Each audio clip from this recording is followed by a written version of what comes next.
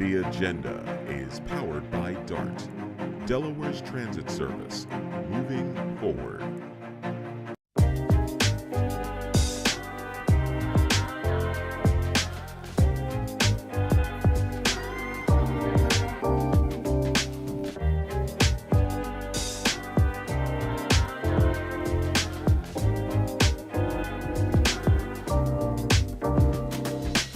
Kerwin Gaines here, host of The Agenda. Thank you so much for tuning in yet again. The summer is a-moving.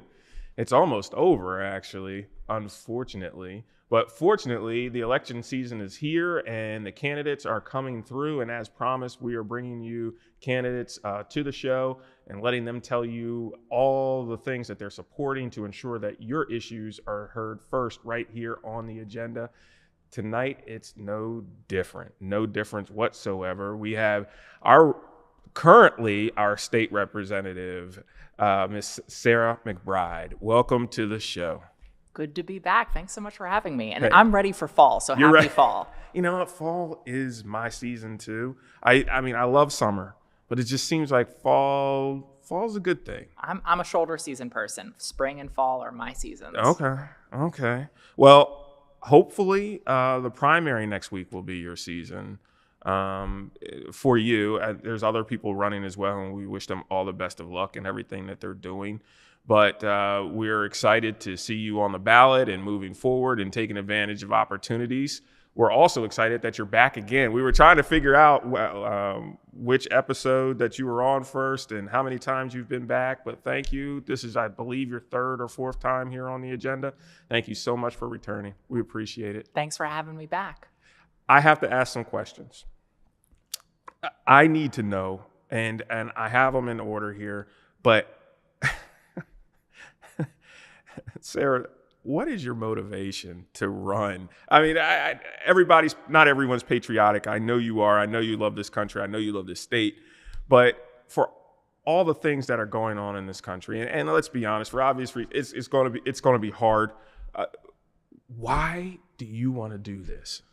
You know, it's funny. One of the most frequent questions I get is people going to me, why on earth would you want to go to the United States House of Representatives? Because it is a dumpster fire. Yeah. But at a certain point, we've got to run into the fire. We have to make government work better for people. Mm-hmm. And we obviously have big shoes to fill as Congresswoman Lisa Blunt Rochester runs for the U.S. Senate and will almost definitely be the next U.S. Senator from the state of Delaware. She leaves big shoes to fill in her seat. Mm-hmm. And Delaware only sends one person to the United States House of Representatives. We have to send someone who's ready on day one to hit the ground running and deliver for Delaware, to take on big issues and deliver meaningful policies, meaningful progress, and meaningful investment to our state.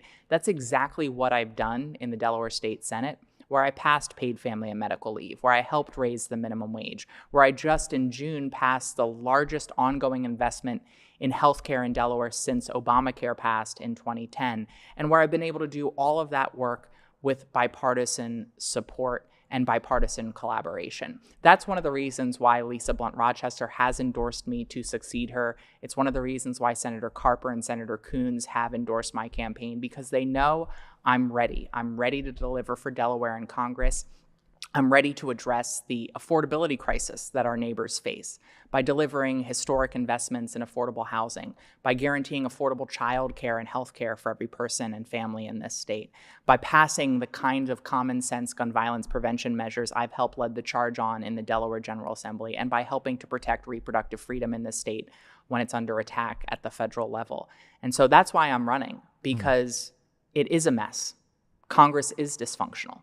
And we've got to send people who have a proven track record of rolling up their sleeves, diving into the details, bringing people together, and delivering real and lasting progress for Delawareans. How are you going to make this bipartisan, aisle reaching across, grinning and bearing it, biting the insides of your cheeks when you hear horrible things?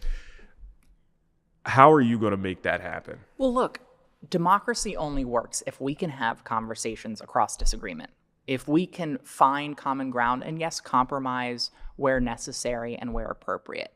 It's what I've done in the Delaware General Assembly, where nearly every bill that I have introduced and passed, from big issues like gun safety and paid family and medical leave to issues around healthcare access, where nearly every bill I've been able to pass with bipartisan support. It's what I did even before my time in the Delaware General Assembly, when I served as the national spokesperson for the Human Rights Campaign, and in that role helped draft, introduce, and pass through the U.S. House of Representatives in 2019 the first comprehensive civil rights bill to pass a chamber of Congress, something we did with bipartisan support even in the era of Trump. And look, we've got sort of a recency bias right now. We look at the toxicity and the negative and divisive rhetoric in our politics in the election season, and we forget that for the first 2 years of the Biden-Harris administration, the president and vice president delivered really tangible, significant progress. They did. Many instances with bipartisan support. So it can be done. I've done it here in Delaware. I've done it in Congress as an advocate.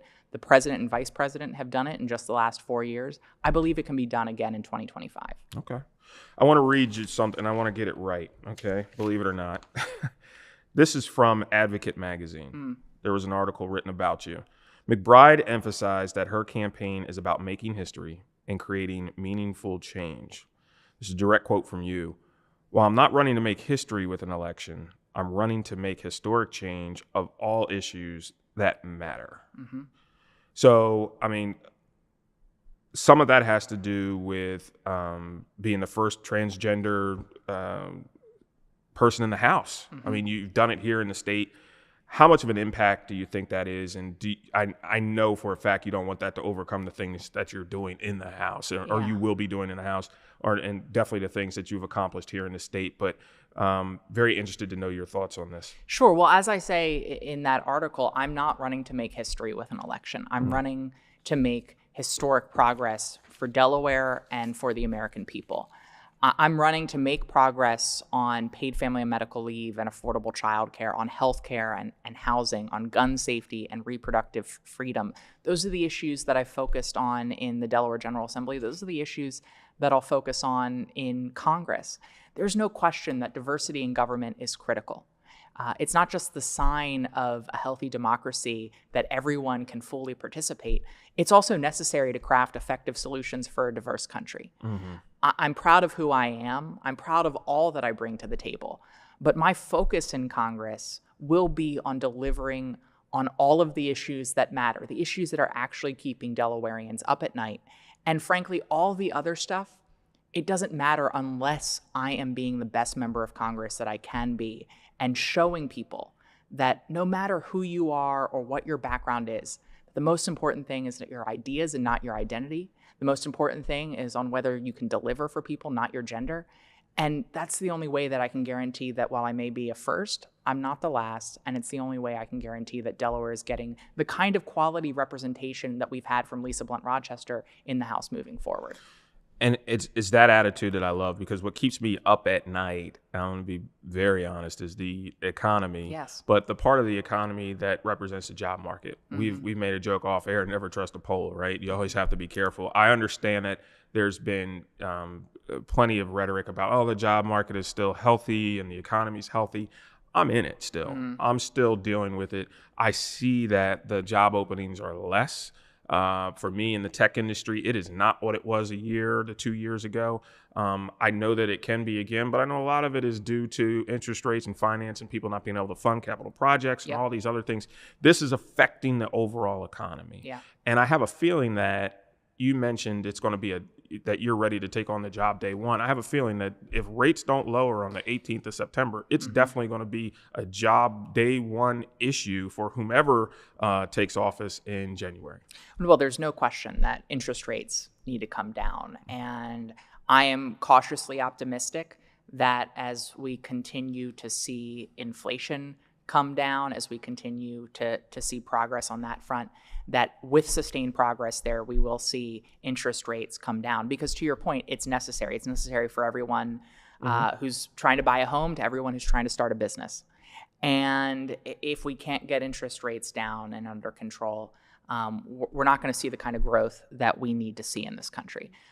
We're not going to see people being able to buy their first house. We're not going to be able to see people start that great new business idea that they have.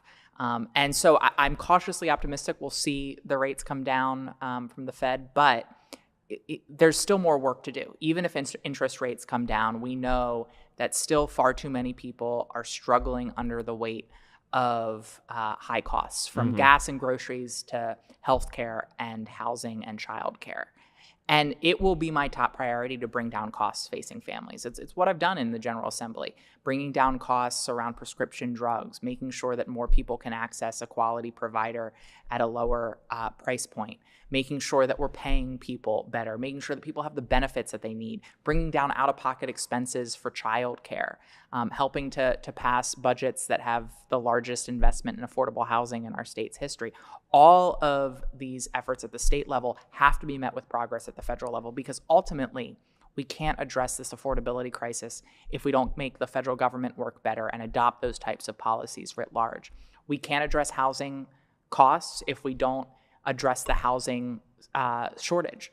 We can't address the cost of childcare if we don't have significant investment from the federal government that helps to expand the childcare infrastructure, so that not only are there more providers, but we see people who are trying to get their kid into childcare be able to actually get a spot rather than having to get on a wait list that never ends.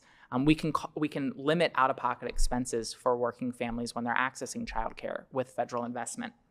And on the small business front, I'm really excited about the proposal by Vice President Harris to put our nation on a path toward a $50,000 small business tax credit. Right now, it's only $5,000. She has a plan to bring it to $25,000 in the shorter term, and to put us on a path toward a $50,000 small business tax credit, so that entrepreneurs can get the support that they need to invest in the technology and the upfront costs, the infrastructure they need to build their business. And I think all of these things, met with lower interest rates, will really unleash the full potential of our economy, the full potential of our families and our workforce. Yeah, I'm hoping that it does, because I'm worried. What I don't want as another citizen is I don't want to hear, oh, well, we have to stimulate the economy yet again. I mean, that's kind of what's got us into this situation. And we're not at the point where we're getting closer to recession or anything like that. I want to make that very clear. But at the same time, we do need to energize our economy somehow, some way. So whomever is in DC is going to have to make those really, really tough decisions. Well, and look, it's a great point. And one of the things we consistently heard during the last 4 years was that we had to choose between investing in working families and keeping inflation low. That's not true. We can invest in working families while maintaining low inflation rates.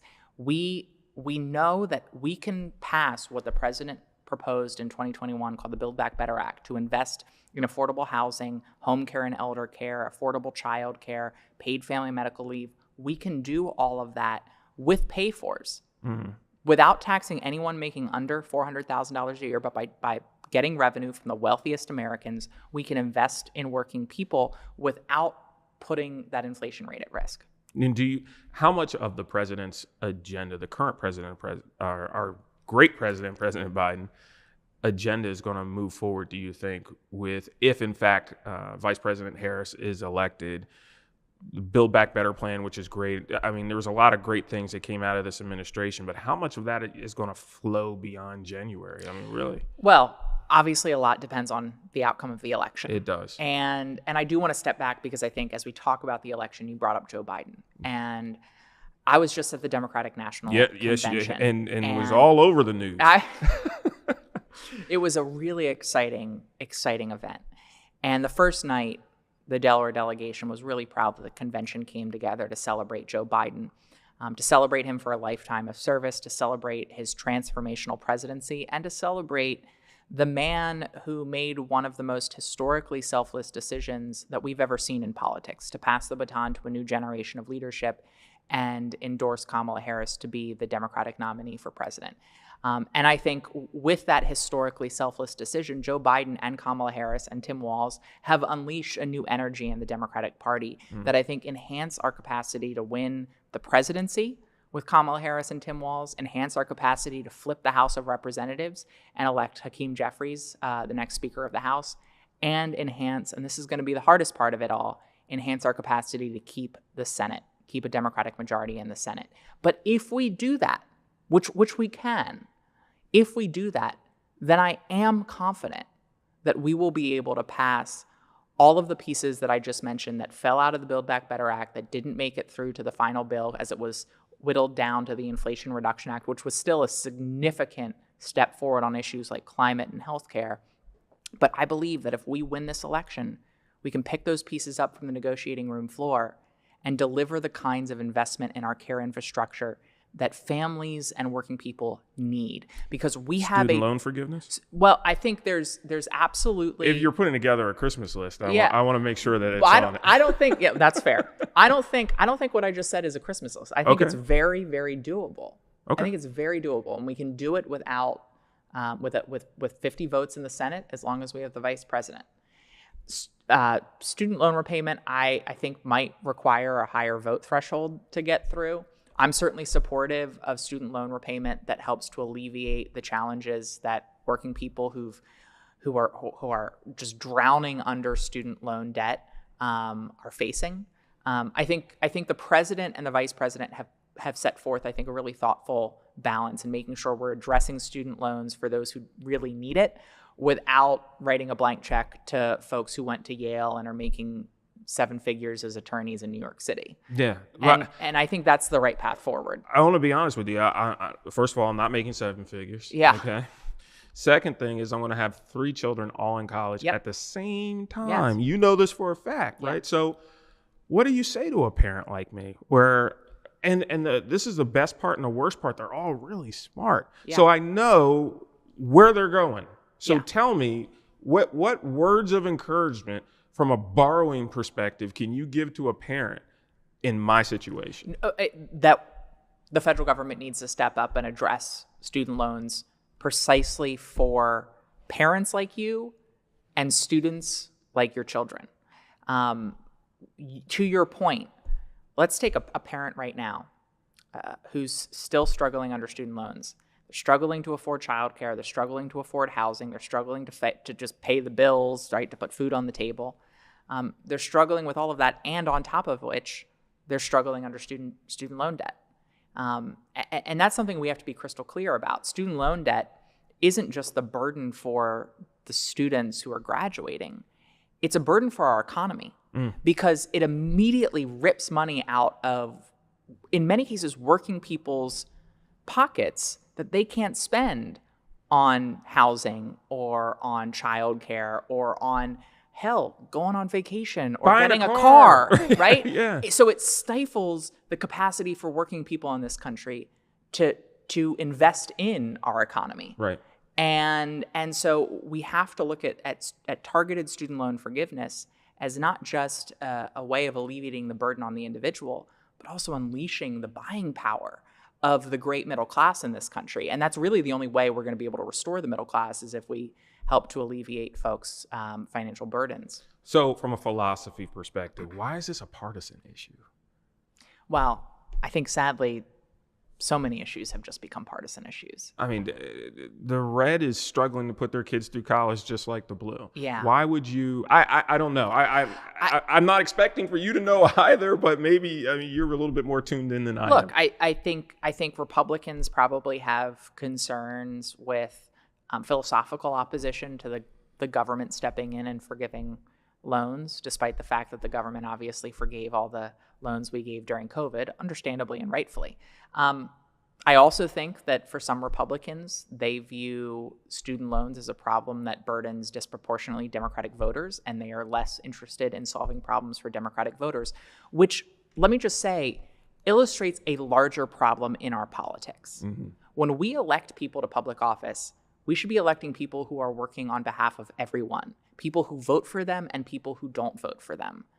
And right now in our politics, we don't just see politicians targeting politicians on the other side of the aisle for hate and for vitriol on the House floor. We see people targeting everyday citizens for hate and discrimination. We see politicians trying to punish communities of voters who they think, well, they won't vote for me, and so I'm not going to solve their problems. We need to elect people at every level of government who are going to build governments that see and respect all of us at the local, state, and federal level. Governments that are willing and able to solve the problems, whether you're a Democratic constituent, a Republican constituent, or an independent constituent. That's what I have tried to do in the Delaware General Assembly. It's why I've led the charge, working with Republican colleagues to expand access to healthcare in rural communities, by expanding telehealth allowances, by recruiting more dentists to Sussex and Kent. Because regardless of whether you live in a red area or a blue area, regardless of how you vote, your pain is real, the challenges you are facing are real, and we have a responsibility as elected officials to solve those problems. And it shouldn't matter what you do when you go into a voting booth. Some people feel that once you go to Washington, or whomever goes to Washington, that Delaware issues won't be on the forefront of your mind. I don't think that that's true. But how can you assure our listeners today, our viewers, that they will always be at the forefront of your mind, despite your zip code at the current time? Yeah, well, I call myself a statriot. Okay. I am a patriot about Delaware. I love this state. This state is the state that I was not only born and raised in, but it's the state that helped shape me into the person that I am and helped sustain me and support me through some of the most difficult challenges in my own life. From caring for my spouse, Andy, during his battle with terminal cancer and healing from that, to having now the privilege of representing the 1st State Senate District, the district that I was born and raised in the State Senate. This state has been by my side and supported me through thick and thin, and it's provided me with incredible opportunities to give back and to serve. And so I love this state. It is at the center of my heart and the center of my priorities. And you know, the question is so important because, as I said at the start, we only send one person. That means Delaware is at a disadvantage in the House because you don't have 10, 20, 30 members of the House of Representatives from Delaware who can band together and guarantee that the voices and the needs of Delawareans are heard and met. So that means our one member of Congress has to stand alone but punch above their weight. They've got to make sure that they can leverage their influence and their microphone to guarantee that Delaware and Delawareans' voices are heard and our needs are met. And again, that's been my singular focus in the Delaware General Assembly, and it will be my singular focus in the House, delivering for Delawareans, coming home and looking people in the eye, traveling up and down this state. Because you know Delawareans will stop you in Wawa parking lots and everything else and make sure that... Well, lucky for them, I constantly need coffee, so I'm perpetually pulling off into a Wawa parking lot to get another cup of coffee. And so I welcome those conversations because that's what makes us a state of neighbors, and it's what makes our politics so accessible and makes our politicians and elected officials accountable. And so I love this state. I will give my all to this state, serving it in the United States House of Representatives, and my singular focus will be guaranteeing that the microphone that I have, the platform that I have, the influence that I have in the House will be singularly used for Delaware's needs, Delaware's interests, Delaware's economy, and Delaware's families. Well, you've said it now. People are going to hold you to that. They should. Okay. You've had plenty of opportunities from Chicago and election announcements, whatever, to have, I'm assuming, conversations with Vice President Harris. What has been, if you don't mind sharing some of those with us, like what's the vibe there? I mean, she's excited, we know, you're excited, but what encouragement has she given you?